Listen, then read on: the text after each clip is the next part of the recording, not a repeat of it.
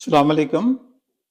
Doctor Narendra Ravi Canada से आपकी खिदमत में हाजिर है। सबसे पहले आपको रिक्वेस्ट है कि मेरा जो यूट्यूब चैनल है इसको सब्सक्राइब करें, आगे शेयर करें। अगर आप लाइक करते हो तो कमेंट ज़रूर दें। तो मैं कोशिश करता हूँ कि हर कमेंट का जवाब दूँ, लेकिन जो उर्दू में लिखा होता है, क्योंकि मुझे उर्दू आती नहीं, इसलिए मैं वो जवाब नहीं दे सकता। खाली मैं हाथ जोड़ देता हूँ, थैंक यू करता हूँ, क्योंकि थैंक यू करना तो मेरा फ़र्ज है। चाहे आप मेरे बारे में अच्छा लिखें या बुरा लिखें, still I am thankful to you. लिखते हैं मेरे बारे में सोचते तो। आज का जो टॉपिक है वो मैं पाकिस्तान के जो दो बड़े लीडर हैं पावरफुल जिनको मानते हैं। एक पाकिस्तान की सुप्रीम कोर्ट है, उनके जो चीफ जस्टिस हैं काजी साहब, वो रिटायर हो रहे हैं अक्टूबर में। और दूसरी तरफ एस्टैब्लिशमेंट है, जो फौज के चीफ हैं, मेरे ख्याल मुनीर साहब, आसम मुनीर। अगर गलती से मैं गलती से नाम उनका कुछ और ले दिया, उसके लिए माफी। मैं कहना चाहता हूं कि सुप्रीम कोर्ट के जो चीफ हैं और आर्मी के जो चीफ हैं, वो एक्चुअल पाकिस्तान में मोस्ट पावरफुल पर्सनैलिटीज हैं, मोस्ट पावरफुल चेयर्स हैं, कुर्सी हैं। जो भी उस कुर्सी पर बैठ जाता है वो मोस्ट पावरफुल होता है। उसके हाथ में पाकिस्तान की किस्मत होती है। वो कोई भी रूल्स बनाकर, लॉ बनाकर, अपनी पॉलिसी बनाकर पाकिस्तान को दुखों के अंधेरों में डाल भी सकता है और खुशियों में ला भी सकता है।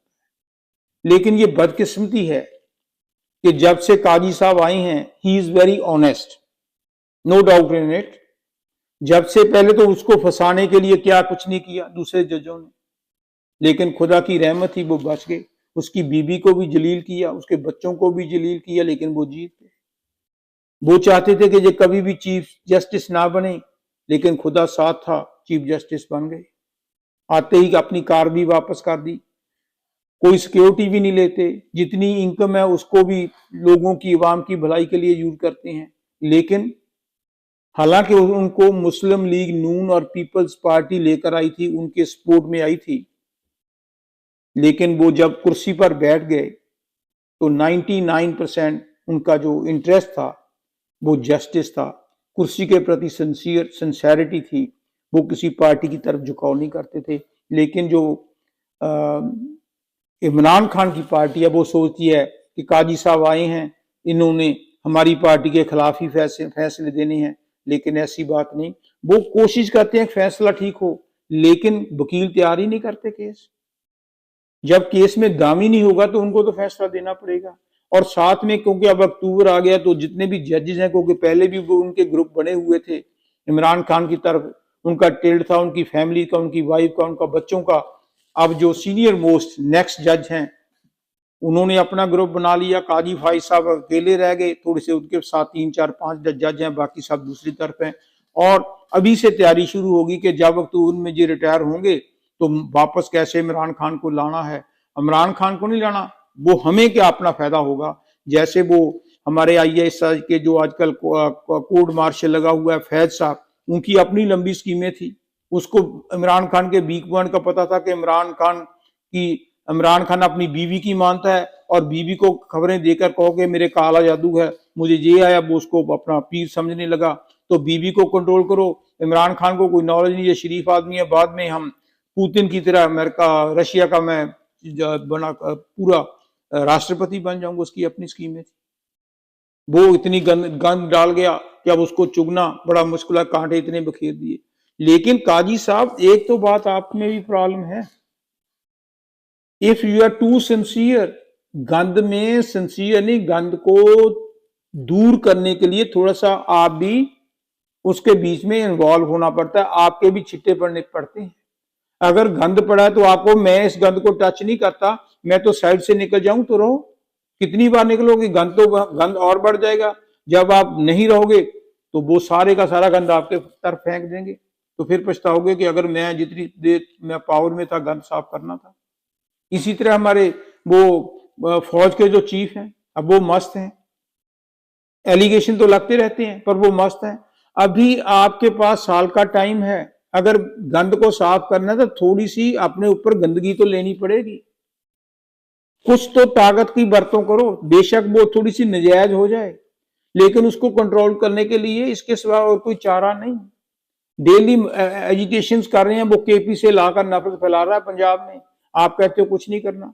इनको सख्त कर सकते हो, आपके पास पावर है। जब पावर निकल गई तो कौन सख्ती करेगा, कौन नहीं करेगा। देखो कितने मिलिट्री के चीफ आए, मुशर्रफ साहब आए, उन्होंने कंट्रोल कर लिया। कुछ करना पड़ता है गंद को साफ करने के, चाहे वो ठीक है चाहे गलत है।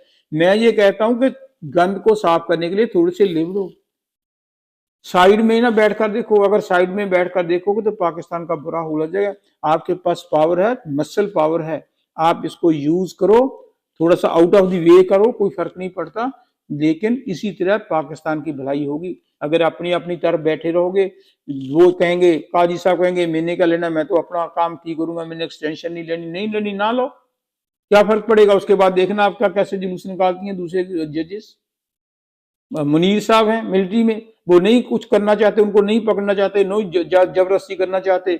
वो सोचते हैं कोर्ट अपने आप ही फैसला कर लेंगे। कोर्ट अपने आप फैसला कैसे कर लेंगे, दूसरे जज बिगड़े हुए हैं, उनको दूसरे फैज साहब नहीं कंट्रोल करते थे। आपके पास पावर है, उन जजों को समझाओ अंदर से बाहर से कि बंदे के पुत्र बन जाओ तुम। वो इतने शक्तिशाली नहीं है, वो डरपोक है। उनका तो काले चिट्ठे बुक्स भरी हुई है हेरा फेरी की, सिफारिश से तो वो जज बने हैं। उनको कंट्रोल करने के लिए अगर आप उनको डरा नहीं सकते तो ठीक है, पाकिस्तान का तो खुदा हाफिज है।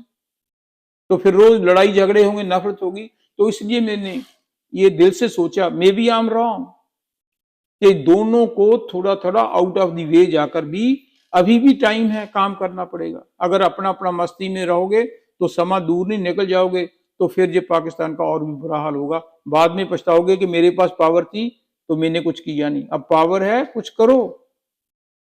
सुप्रीम कोर्ट के जजेस हैं, आप कर सकते हो, एक्सटेंशन ले सकते हो। जो अमेंडमेंट नहीं हो रही, फजलुर रहमान नहीं मान रहा क्योंकि वो इमरान खान उधर से लगा हुआ है, तो आप पहले नहीं पास करवाते थे, सेनेटर नहीं जिता देते, चेयरमैन नहीं जिता देते थे, वो इतने पास भरा हुआ। आप भी थोड़ा सा करके जैसे भी करो भाई, हुक एंड क्रोक जो अमेंडमेंट पास करो, ताकि काजी साहब फिर कुछ पावर में आए तो कुछ लोगों का भला हो और आप भी फौज के चीफ बने। आप जो आईएसआई का भी बनाया वो भी मुझे पता लगा है आसिम मनीर ही है कुछ समथिंग। तो उन्होंने जो कहा, हमारे इमरान खान का जो सॉरी फैज साहब का जो कोर्ट मार्शल है उसके बारे में सर्च कर रहे हैं।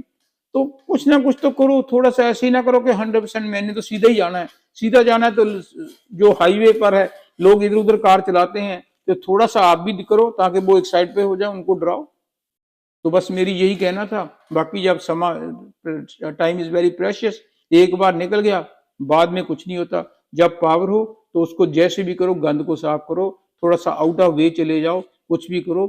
खाली कमरों में बैठ करके मैंने कुछ नहीं करना, आप करो, एक दूसरे को करो। बहुत जा रहे पॉलिटिशियन के हाथ में क्या है, शिवराज साहब के हाथ में क्या, जरदारी अपनी पॉलिसी चला रहा है, लेकिन डंडे से, क्योंकि उनके काले कारनामे हैं जो एमपीए के होते हैं, जो पार्टियों के होते हैं, जब उनको बुलाकर आप दबका मारोगे तो वो अमेंडमेंट भी सारी हो जाएंगी। अगर दबका नहीं मारोगे तो वो वैसे ही लमकते रहेंगे, फिर बाद में पछताओगे कि मैं पावर में था, मैं कुछ कर नहीं सका। बाकी आपकी मर्जी। Thank you.